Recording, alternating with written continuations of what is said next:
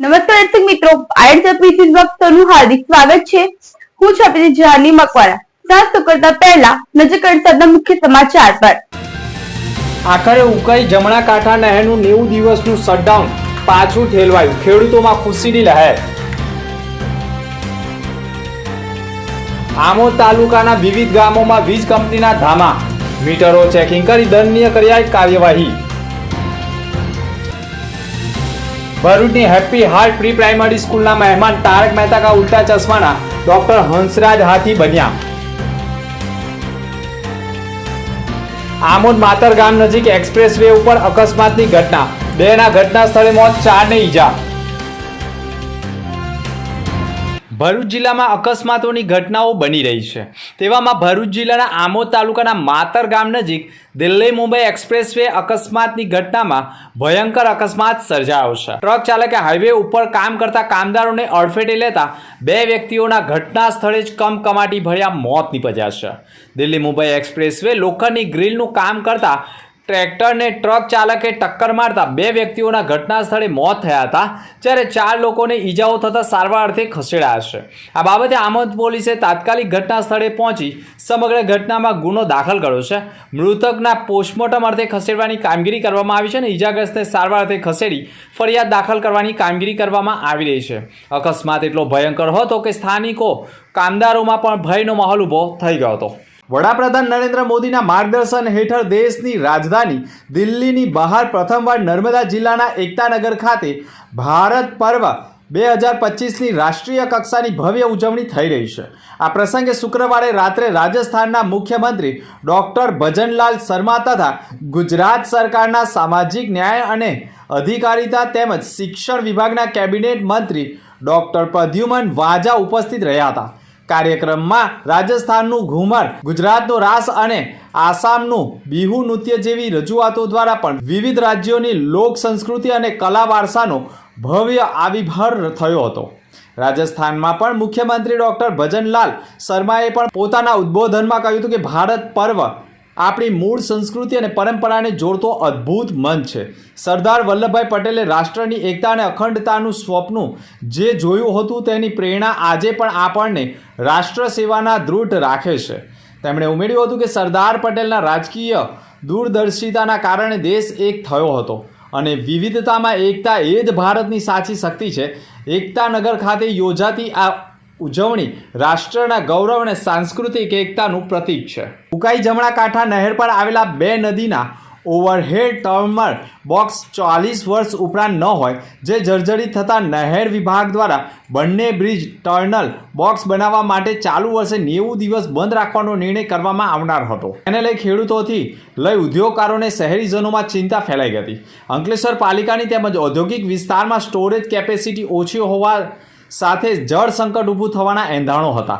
બીજી તરફ ઉનાળો અને ચોમાસું ડાંગર તેમજ અન્ય પાકો અતિવૃષ્ટિ અને માવઠાને લઈને બંને સિઝન નિષ્ફળ જતા ખેડૂતો માટે અસહ્ય કુદરતનો માળ પડ્યો હતો। આ વચ્ચે નહેર 90 દિવસ બંધ રહેવાના અહેવાલો વહેતા થતાં ધરતીપુત્રોમાં ચિંતાની લકીર ખેંચાઈ ગઈ હતી, જે અંગે દક્ષિણ ગુજરાતના ખેડૂત પ્રતિનિધિ મંડળ દ્વારા તાજેતરમાં જ રાજ્યના નવનિયુક્ત પાણી પુરવઠા અને જળ સંપત્તિ મંત્રી ઈશ્વર પટેલને રૂબરૂ મળીને આ અંગે રજૂઆત કરાઈ હતી, જેની રજૂઆત સાંભળી ત્વરિત અસરથી ઉકાઈ જમણા કાંઠા નહેર વિભાગ જોડે સંકલન કરી રાજ્યના સીએમ ભૂપેન્દ્ર પટેલ અને પ્રદેશ ભાજપ અધ્યક્ષ જગદીશ વિશ્વકર્મા વાકેફ કર્યા હતા। જે બાદ આજરોજ સુરત ઉકાઈ જમણા કાંઠા કચેરી ખાતે રાજ્યના પાણી પુરવઠા મંત્રી ઈશ્વર પટેલની અધ્યક્ષતામાં નહેર વિભાગના ચીફ એન્જિનિયર RM પટેલ તેમજ વિવિધ જોડે બેઠક કરીને 90 દિવસનું શટડાઉન મોકૂફ રાખી માત્ર 35 દિવસના શટડાઉન લેવાનો નિર્ણય કરવામાં આવ્યો હતો, જેમાં હવે 26મી ડિસેમ્બર 2025થી 30 જાન્યુઆરી 2026 દરમિયાન બંધ રહેશે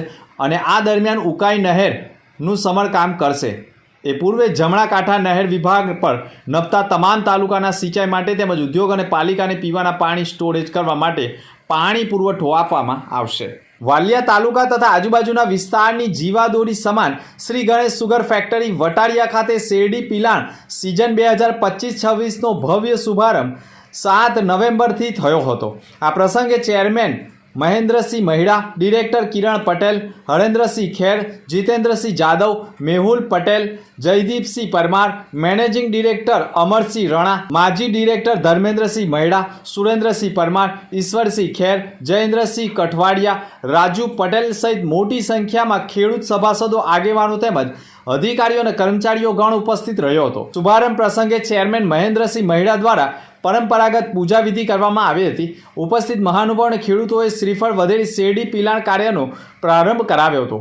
આ વર્ષે ગણેશ સુગર ફેક્ટરી દ્વારા લાભ પાંચમના દિવસે પિલાણ શરૂ કરવાનું આયોજન હતું, પરંતુ કમોસમી વરસાદને કારણે તેમાં થોડો વિલંબ થયો હતો. જિલ્લામાં આવેલી અનેક સુગર મિલોને પણ આ પરિસ્થિતિનો સામનો કરવો પડ્યો છે. ત્યારે સંસ્થાએ ખેડૂત હિતને ધ્યાને રાખીને ગત સિઝનની શેરડીની ફાઇનલ ચૂકવણી દિવાળી પૂર્વે જ સમયસર કરી દીધી છે. ઉપરાંત નવી સિઝન માટે પણ મજૂરો, ટ્રાન્સપોર્ટરો અને વ્યવસ્થા તેમજ પ્લાન્ટની જરૂરી કાર્યોનું પણ આગોતરું આયોજન પૂરું પાડવામાં આવ્યું છે.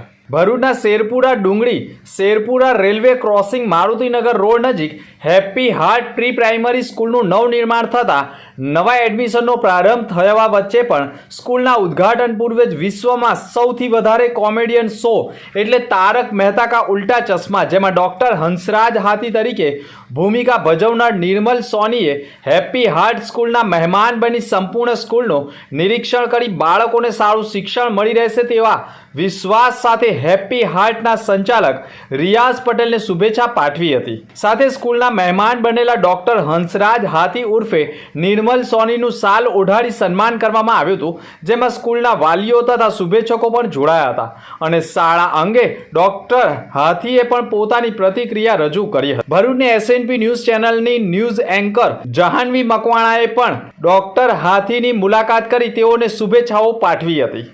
આમોદ તાલુકામાં વહેલી સવારે વીજ પુરવઠા વિભાગ અને વિજિલન્સ ટીમે સંયુક્ત રીતે અચાનક ચેકિંગ અભિયાન હાથ ધરતા ગામોમાં હલચલ મચી ગઈ હતી.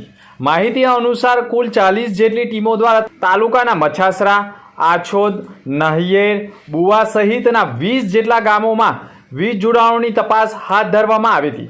ચેકિંગ દરમિયાન કુલ 40 જેટલા વીજ ચોરીના કેસ બહાર આવતા આશરે 25 લાખ રૂપિયાની વીજ ચોરી ઝડપાઈ હોવાનું પ્રાથમિક માહિતી દ્વારા જાણવા મળ્યું છે. તંત્રએ અનઅધિકૃત જોડાણો તાત્કાલિક કાપી નાખીને સંબંધિત વિરુદ્ધ કાયદેસર કાર્યવાહી કરવામાં આવી છે. વીજ ચેકિંગની કામગીરી દરમિયાન ઘણા ગામોમાં પોલીસની હાજરી સાથે અધિકારીઓ અચાનક પહોંચતા ગ્રામજનોમાં ગભરાટ ફેલાઈ ગયો હતો. સવારે આરામ કરતી વેળાએ જ અનેક લોકો પોતાના ઘર અને દુકાનોમાં અચાનક તંત્રને જોઈને અચંબામાં મુકાઈ ગયા હતા.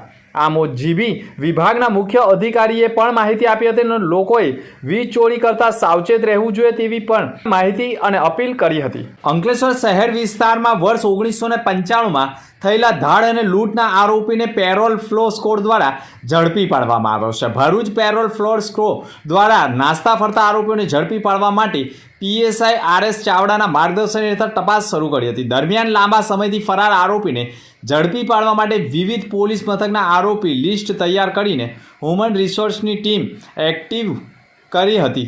તેમજ ટેકનિકલ સર્વેલન્સ શરૂ કર્યું હતું, જે અંતર્ગત ચોક્કસ માહિતીના આધારે પેરોલ ફ્લો સ્કોડ દ્વારા અંકલેશ્વર શહેર ડિવિઝન પોલીસ મથકે 30 વર્ષથી વોન્ટેડ એવા પારસિંગ ધીરા ડામોર દાહોદના જાલોદ ખાતે આવેલા ચાકલિયા ગામ હોવાની ચોક્કસ માહિતીના આધારે પોલીસે ધામા નાખ્યા હતા અને પોલીસે આરોપીની ધરપકડ કરી કાયદેસર કાર્યવાહી કરી છે.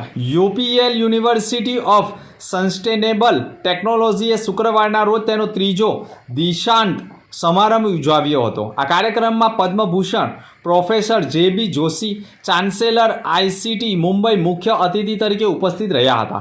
અરવિંદ અગ્રવાલ રિટાયર્ડ IAS સન્માનિત અતિથિ તરીકે ઉપસ્થિત રહ્યા હતા. આ શુભારંભ પ્રસંગે UPL યુનિવર્સિટીના ચેરમેન એમેરિટિસ શ્રીમતી સાનંદ્રા સોફ, UPL યુનિવર્સિટીના પ્રમુખ અશોક પંજવાણી, ટ્રસ્ટીઓ તથા ગવર્નિંગ બોડીના સભ્યો, બોર્ડ ઓફ મેનેજમેન્ટના સભ્યો સહિતના લોકો જોડાયા હતા અને કાર્યક્રમને સફળ બનાવ્યો હતો.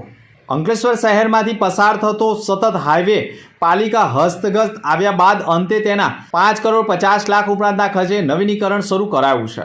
દિવાળી પૂર્વે જ પાલિકા કામગીરી શરૂ કરી હતી, જોકે ઠપ થઈ ગઈ હતી, જે અંતે દિવાળી બાદ શરૂ થઈ છે. ONGCથી રોડ પર પ્રથમ ધૂળની સફાઈ તેમજ ખાડાના પેચવર્ક કામગીરી 3 રસ્તા સર્કલ સુધીની પૂર્ણ થતાં જ હવે પ્રથમ 6 ઇંચનું ડામર લેયર પાથરવામાં આવ્યું છે, જે બાદ વધુ 4 ઇંચનું લેયર આવશે અને અંતે પ્લાસ્ટિક સિલોકીટનું લેયર આવશે.